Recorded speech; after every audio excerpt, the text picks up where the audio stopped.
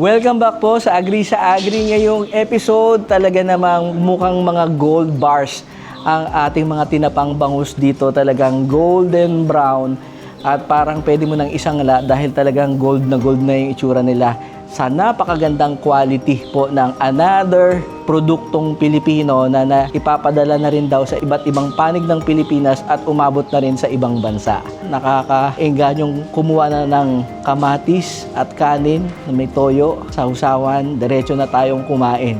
Ngayong episode, makikilala po natin ang mag-asawang negosyante na ang kanilang naging puhunan lang sa kanilang pag-uumpisa 15 years ago ay 20,000 pesos lang daw po. Malalaman po natin ngayong episode kung hanggang saan umabot yung kanilang 20,000 at kung ano-ano na ang kanilang mga naipundar. Pinahiram kami ng tita ko po noon ng 10K kasi medyo meron pa rin kami mga naiwan na bayarin doon sa palengke. Inutay-utay din po na inunti-kunti namin hanggang mabayaran po yun. Start lang po. Kasi dati naman po, mura lang naman po yung isda eh. Unlike po ngayon, times 5 na ata yung presyo ng isda. Nag-start po sa ganung halaga hanggang sa unti-unti po nakaipon. Namuhunan kami yung 10K hanggang 20K kasi meron kami, yung 10 hiram namin tapos meron kami, naging 20K na siya. Yung inumpisahan namin yon, pagkikita kami, may babayaran kami, meron pa kaming mga utang-utang ganun eh. Hanggang sa di mo mamalaya na kaya mo nang bumili ng ganung karami. Tapos napapaubos na rin namin yung mga ganung karami na isda. Sinong makaakala po na ang 20,000 na puhunan, sabi nga ni Sir, in a year lang, or sabi ni Ma'am kanina sa interview, in a year, parang na umabot siya ng 500,000 profit. So, possible po talagang magawa yun, ma-achieve yung ang puhunan mo hindi ganun kalakihan, pero malayo ang mararating. Ano po naging sikreto nun, Sir? Sipag. Sipag, tiyaga, samahan ng dasal. Siyempre, dedikasyon talaga. Simula bata po kami, talagang tumutulong po kami sa paggawa. Kaya talagang alam na namin yung pinaka-proseso. Sa katunayan nga yan, bago po ito iwan, dapat nga wala na kasi pinush nila akong magtrabaho na lang. Hindi na dapat po sasaluhin to kasi nga medyo maraming naiwan. Magtatrabaho na lang daw ako pero pinush ko pa rin sa mga kapatid ko na ituloy nga to. Sugal lang. Ganun naman talaga sa negosyo, kailangan sumugal ka talaga kasi sabi nila, kasi talagang dati, bagsak na po. Bagsak talaga. Kaya sabi nila, kesa saluhin ko, magtrabaho na lang ako. Start ng bago ba? Sabi ko, sayang naman. But hindi ko subukan. Kaya talagang nag-start kami from nothing talaga. Tapos, yun. Sipag lang talaga, tiyaga. Another success story, ang mag-asawa, nagsimula lang po sila mag-boyfriend, mag-girlfriend. Noong sila ay nagsimulang mag-business, ngayon nagkaroon ng 3 anak, ng bahay, sasakyan at negosyo. Yan, ang kanilang brand name, Henro. Yan, yan Henros. Bakit po Henros? Henry and Rosie. Ayan, si Henry at si Roseline. Apa. At ang kanilang brand name, napakaganda, Henros. Very memorable. At ako naman, hindi na ako makatiis na kainin ito. Napakasarap na tinapa nila dito. Sa tingin ko, sinaloko man o hindi, yung negosyo, kung hindi mo talaga pagbubutihan sa kahit na anong larangan na papasukin mo, wala talagang mangyayari. Kasi sa ano naman, hindi mo naman makikita yung future mo eh. Yung masasabi mo, saluhin ko to kasi nakikita ko na talagang magbo-boom to. Sugal talaga. Sa amin naman, hindi namin tinitignan yung past. Present. Kahit yung future, hindi. Present. Pagbutihan mo yung kung anong meron ngayon. Saka mo na isipin yung future mo. Basta kung gagalingan mo yung present mo, may mangyayari sa future mo. Yun yung talagang motto namin dalawa. Hindi yung mahirap kasing mag-advance ka eh. Galingan mo. Kung meron kang gustong mataas someday, di galingan mo ngayon. Huwag yung someday pa. Mapapawaw kayo sa kanilang mga naging achievement ng kanilang sipag at tiyaga at tahimik lang daw silang nagtatrabaho at nagpupursigi. Kaya naman ngayon ay naging matagumpay at patuloy pang lumalago ang kanilang negosyo dito sa Rosario, Cavite.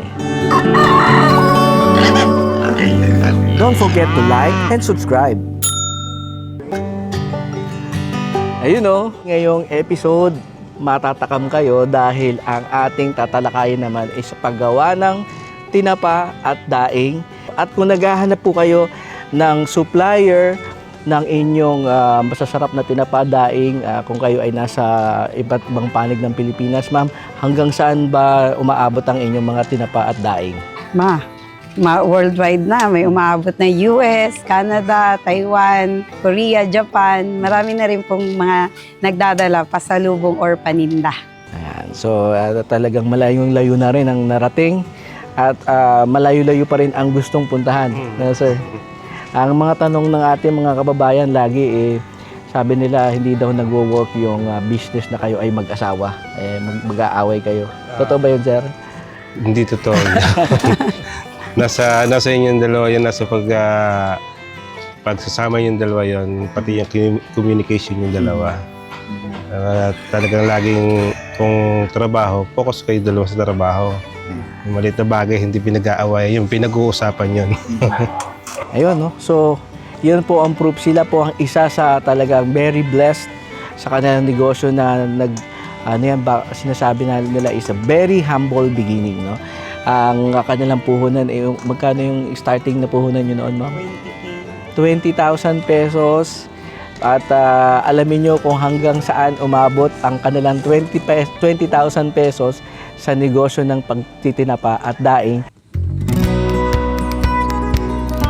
Magandang umaga po sa inyo lahat. Ako nga po pala si Henry, saka yung aking misis.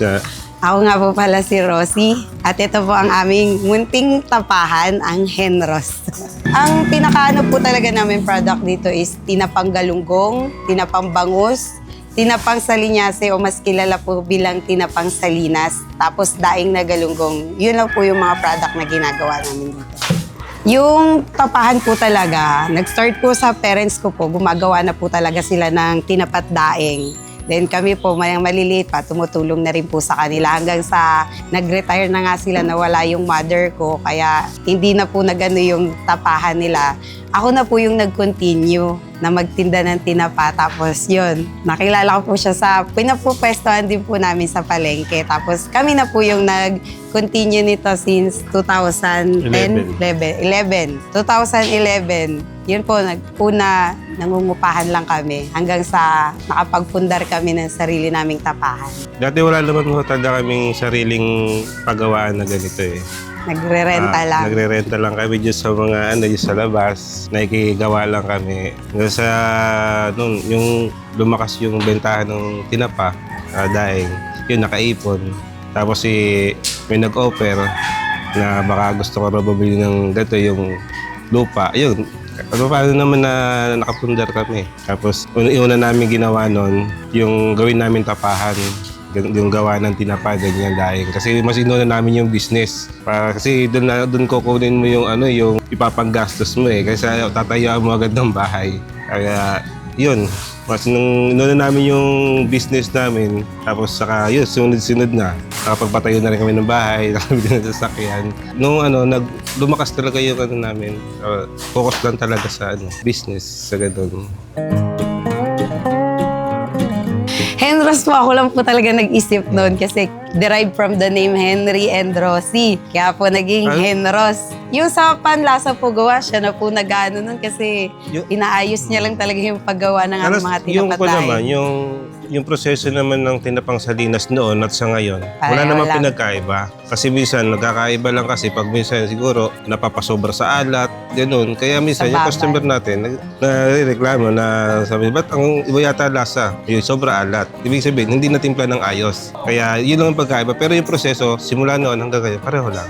Napaka-importante nun kasi katulad nyo, may mga customer kami na yung pinapadala nila sa abroad, gano'n. Natutuwa nga sila, maganda nga yung feedback nila. sa amin. Sabihin, ang sarap, hindi maalat, gano'n. Ibig sabihin, yung mga customer namin gano'n, lagi nabalik sila. Sa paggawa talaga, kailangan po bantay ka. Hindi pwede yung iniiwan-iwan mo yung paggawa mo, lalo na sa pagbababad ng daing.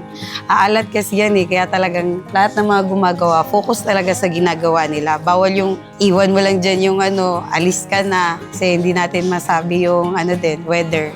Iba kasi yung nagdadaing, iba yung nagli-labor talaga. Yung nagdadaing po namin, daing lang talaga yan sila. Bukod po dun sa mga gumagawa yan, labor, yan po sila. Pero madalas po sa labor namin, ganyan lang po, depende sa dami ng isda. 4-5. Oo, depende po sa dami ng gawa. Mga 5, 6. Kasama na ako dun. Nagtatrabaho na rin pagkaganon. Pagka marami ng ginagawa, talagang nandito lang ako.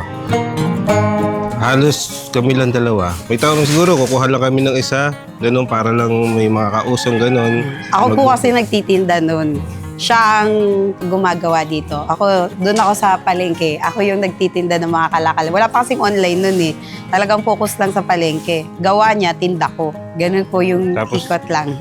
Ang service lang namin nun, nakapunta ko yung tricycle, kolong-kolong. yung kolong-kolong. Tapos yung simula dito hanggang Parañaque. Kaya hatid mo roon. Pagkagawa dito, dadalhin ko sa Parañaque. Tapos doon kami nangungupahan. Pero yung unang namin, nung hindi pa kami nag-start pa lang kami, wala pa kami kahit ano. Nagko-commute lang po talaga kami kasi ang pwesto namin sa Parañaque. Dala-dala namin yung mga tray papuntang Parañaque. Ko-commute kami ilang beses, sasakay tricycle, jeep, baby bus. Ngayon, nabago na. Medyo, nakaka na ako 4 years kasi bawal na rin ang tricycle ngayon sa Las Piñas. Bawal na tricycle dyan, inuhuli na. Kaya napilitan na talaga magpundar na sasakyan. Simula. Yung siya namin nung nag-umpisa kami, Pinahiram kami ng tita ko po noon ng 10K kasi medyo meron pa rin kaming mga naiwan na bayarin doon sa palengke. Inutay-utay din po inunti-kunti namin hanggang mabayaran po yun. Start lang po, kasi dati naman po, mura lang naman po yung isda eh. Unlike po ngayon, times 5 na ata yung presyo ng isda. Nag-start po sa ganung halaga hanggang sa unti-unti po nakaipon. tumubo naman yun. Kung saan ba, nung umpisa talaga namin, namuhunan kami yung 10K hanggang 20K kasi meron kami, yung 10 hiram namin, tapos meron kami, naging 20K na siya. Yung inumpisahan namin yon, pagkikita kami, may babayaran kami, meron pa kaming mga utang-utang ganun eh. Hanggang sa di mo mamalaya na kaya mo nang bumili ng ganong karami. Tapos napapaubos na rin namin yung mga ganong karami na isda. So dati siguro mga isang banyera lang napapaubos. Yung sumunod, naging 3, naging 4, 5, ganyan. Yung sa umpisa namin, yung 1 taon na yon, simula nag-umpisa kami 1 taon, medyo maganda na yung maganda na kung saan ba, hindi na kami siguro siguro yung hawak namin 20K, siguro ang kuha namin noon baka napaabot na agad namin kahit kalating milyon, gano'n, yung 20 sa 1 year, tinubo namin doon. Gano'n kaganda, tapos talagang sisipagan mo lang dyan sa negosyo ng pagtitinda. Kahit ano man negosyo eh. Basta masipag ka lang, focus ka lang, huwag mo nga ng bisyo, huwag mo nga may tubo naman talaga, kikita at kikita. Maraming trial and errors din po kami kasi yung paggawa pa lang po ng tinapa, paano namin ma-perfect. Minsan kasi hindi maiwasan, masisira po talaga yung isda. Hindi yung tamang pag-storage ng isda, tama ding pagtimpla. Medyo inaral din namin kasi hindi naman po ganun kadami pa yung customer namin noon. Hanggang sa nagustuhan nila yung sariling version nga namin. Yun lang po siguro sa pagtimpla ng isda namin kasi nga iniwasan din namin hindi maalat. Ay, maalat. Tsaka medyo ang gawang salinas kasi unlike sa iba na may matigas, sa amin medyo malambot at hindi nga maalat sa pagkakagawa. Kaya yun ang nagustuhan ng mga customer. Kaya dumami rin po yung customer namin. Siyempre, hindi lang po sa retail. Sumabay na rin po kami sa pag-online selling kasi ngayon talaga uso yung mga online selling. Kaya mayroon din kami mga nakukuhang mas maraming customer through online po. Siguro yung sa Dami din. mga customer namin yung sa palengke. Kasi doon talaga naman actually, hindi mo talaga kilala yung mga pangalan nila. Limot ko na. Pero yung sa mukha, na halos araw-araw namin nakikita, ayun, yun talaga. Yung madalas po namin nagiging customer talaga simula noon pa. Yung may mga talipa pa rin po sa kanila at saka yung nagkakantin. Yun po talaga ang matagal na namin mga customer sa palengke. Yun ang madalas na bumibili. Kaya kailangan maaga ka pa talaga sa palengke. Nag-open na kami sa palengke bago mag 4 AM, dapat open ka na. Kaya naalis kami dito maaga talaga. Ang aming pong tinapay, umaabot na yan worldwide. Mga padala, pasalubong, paninda. Yung iba pinatinda po nila, may US, may Canada, Taiwan. More on Taiwan kami pag yung mga paninda kasi pinang-e-export nila. Sila na nag-e-export, hindi na magaling sa amin. Japan, Korea, halos lahat naman po. Halos lahat ng panig na daan, napuntahan na ng tinapa namin, kami na lang talagang hindi nakapunta. Kasi ngayon ko naman pwede nang silang umorder sa atin ng kasi meron na tayo yung vacuum sealed, yung para kahit sa malayo, makakarating talaga. Ito pagka kung dito lang, domestic lang dito sa atin, Pilipinas, ay abot na nga sa Mindanao, Palawan, naabot yung mga tinapa natin. Basta naka-vacuum shield siya. Sa pagpapadala po ng tinapa, kailangan po talaga frozen yan. Yung iba kasi iniwasan nila, gawang yung bagahe daw nila mababasa kasi magmumoist po yun. Normal po yun.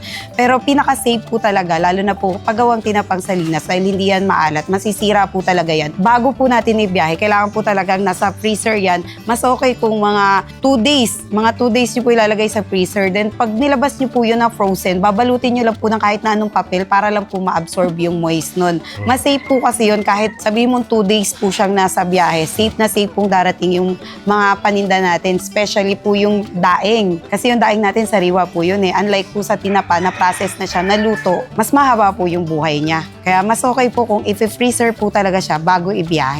Pero kanya, pag pinreser yun, naka-vacuum na siya. Matagal po yung shelf life niya pero sa amin hanggat maaari 6 months lang po kasi mas matagal siya sa freezer, mas lumalambot po yung tinapa niya.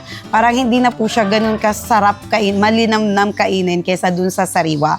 Kaya hanggat maaari, mas maganda po talagang mapaubos bago umabot ng ilang buwan. Para hindi lumambot masyado.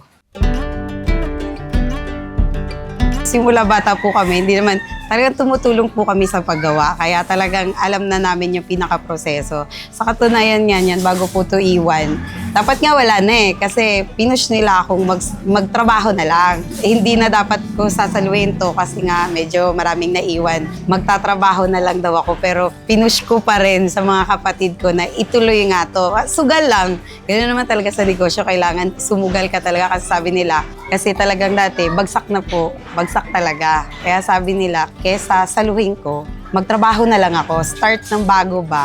Sabi ko, sayang naman. But hindi ko subukan. Kaya talagang nag-start kami from nothing talaga. Tapos, yun. Sipag lang talaga, tiyaga. Kasi ito lang naman po paninda namin. Umahango rin kami ng mga dried. Nagdidivisoria kami, nagmumotor kami, umahango kami ng mga, di ba yung mga dried dilis, ganun-ganun. Nire-retail din po namin. Dagdag din po. Utay-utay. Kasi dati konti lang naman kami mag-isda eh. Hanggang sa dumami na dumami. Medyo ngayon nga, medyo humina-hina pa ngayon kasi nga sobrang taas po ng galunggong. Pero kung dati talagang ang lakas po talaga ng isda noon. Compare ngayon. Sa tingin ko, sinaloko man o hindi, yung negosyo, kung hindi mo talaga pagbubutihan sa kahit na anong larangan na papasukin mo, wala talagang mangyayari. Kasi sa ano naman, hindi mo naman makikita yung future mo eh. Yung masasabi mo, saluhin ko to kasi nakikita ko na talagang magbo-boom to. Sugal talaga. Sa amin naman, hindi namin tinitignan yung past. Present. Kahit yung future, hindi. Present. Pagbutihan mo yung kung anong meron ngayon. Saka mo na isipin yung future mo. Basta kung gagalingan mo yung present mo, may mangyayari sa future mo. Yun yung talagang motto namin dalawa. Hindi yung mahirap kasing mag-advance ka eh. Galingan mo. Kung meron kang gustong mataas someday, di galingan mo ngayon. Huwag yung someday pa.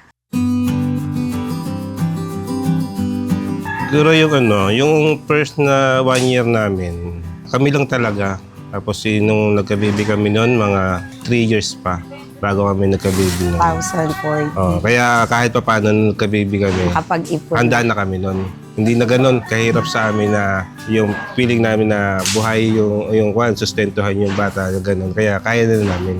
Ngayon 3 na. Yung aming panganay po is grade 6 na, si Hannah Rose. Yung second po namin is grade 1, si Hans. Then yung bunso po namin is 1 year old, si Hazel po.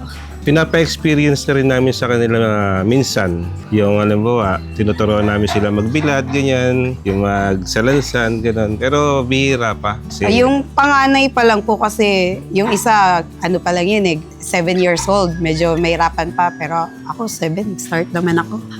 Pero yung panganay po namin, sinasama ko na yun sa pagtitinda kasi ayaw kong wala silang matutunan sa buhay. Hindi naman sa pinahihirapan kasi lalo na sa pagtitinda sa palengke, madaling araw pa lang o kaya dito. Mas gusto namin yung bata pa lang, maaga pa lang, matuto na sila. Papipiliin naman sila pagdating ng araw kung ano gusto nila. Pero mas magandang, maliit pa lang sila, may alam na sila sa buhay. Kasi hindi naman natin masabi na forever kaming naka-back up sa kanila. may hangganan naman ang lahat. Kaya dapat maliit pa lang, marunong na silang tumindig sa sarili nilang paa. Tumutulong sila. Maliliit pa rin kasi, kaya hindi mo rin mapupush pa. Pero sa tingin ko, kung interesado sila, hindi pa namin nakikita.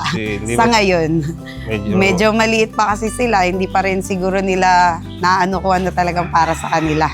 Ay, favorite po nila yan, lalo na yan daing. Daing po talaga favorite kasi yung mga anak ko isda talaga gustong kinakain lagi. Especially yung daing po, yun gustong-gusto nila, tsaka tinapang bangus. Kinakain naman po nila lahat ng product namin.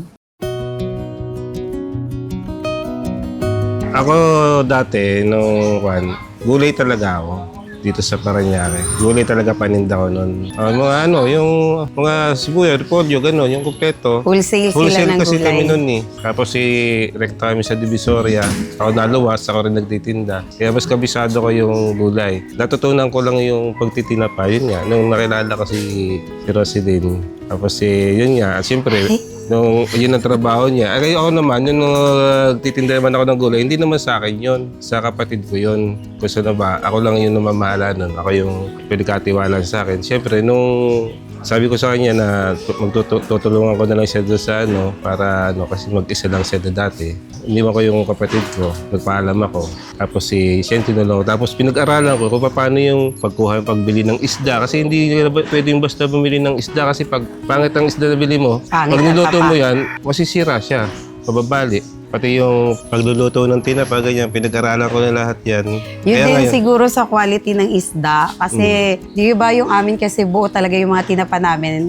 Yung walang mga reject. Hindi kami nagsasama ng reject, lalo na sa mga order namin. Piniflex namin yung mga reject namin.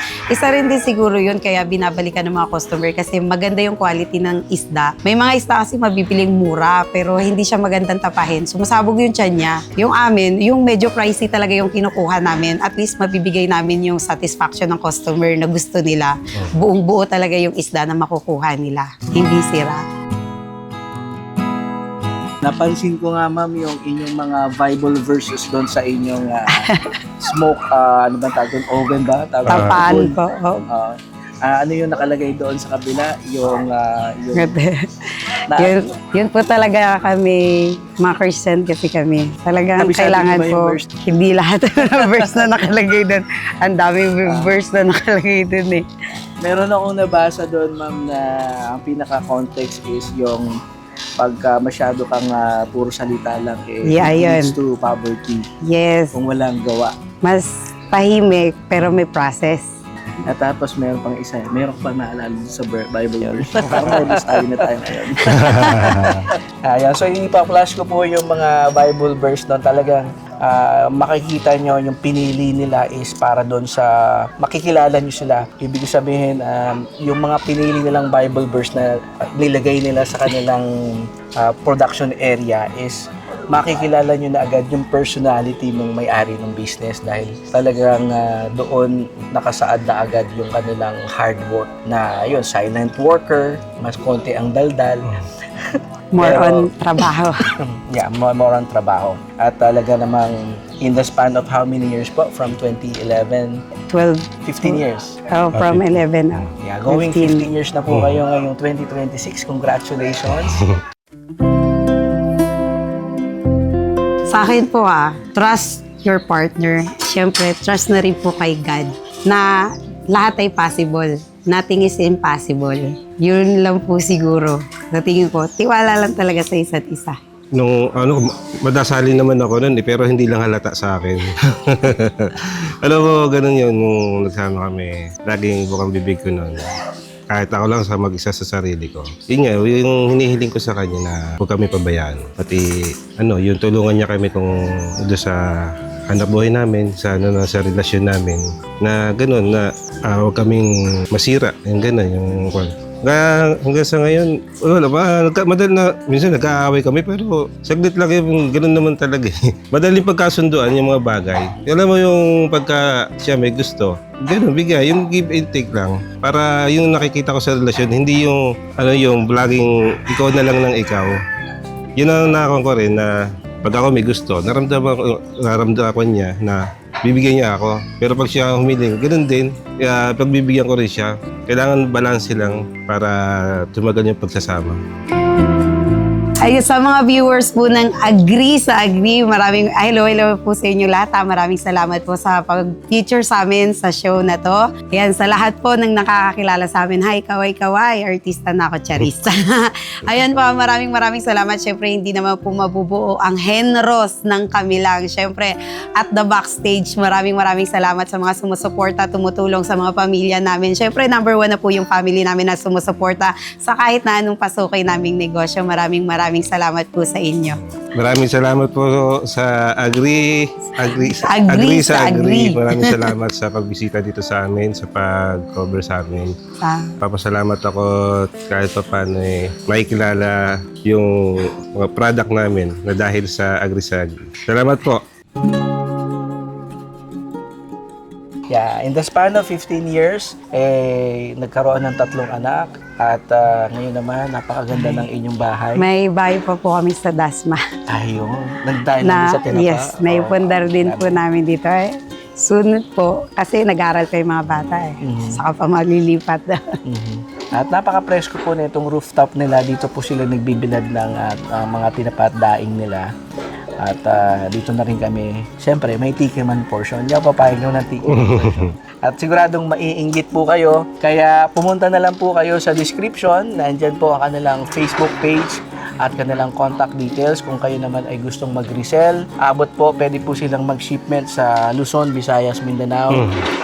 At kung kayo yung nasa within Luzon ng mga balikbayan, pwede po kayong dumalaw dito at mag-uwi kayo ng kanilang tinapa na Vacuum seal. vacuum seal and frozen na. Frozen. So, pwede nyo iuwi sa ibang bansa kung a few kilos lang naman para pang pasalubong or sarili nyong stock pang inggit sa inyong kapitbahay na Pilipino rin. Ayan, sa mga naghahanap po ng masarap at kalidad na tinapat daing, gawa po yung Rosario, Cavite o mas kilala bilang Tinapang Salinas po. Kontakin nyo lang po ako, Rosie Sanoria po yun sa FB page ko yan. Masipag naman po akong sumagot sa mga tanong nyo. Huwag po kayong mahihiya, sigurado at garantisado po tayong hindi tayo mapapahiya sa mga produkto na marireceive nyo mula sa amin. Dito lang po yan sa Henros Smoke and Dried Fish located sa Rosario, Cavite. Po, try nyo na po yung tinapa namin, daing, yan, at saka yung tinapang bangus. Masarap po talaga yan, yung mga gawang salinas pong ganyan. Kami po, sariling gawa po namin yung mga produkto namin. Kami rin po yung nagtitinda. Kaya tawag lang po kayo, order lang po kayo. Lagi po kaming merong stock. Agree po ba kayo sa Agree? Agree. Agree sa Agree. Approve. Don't forget to like and subscribe.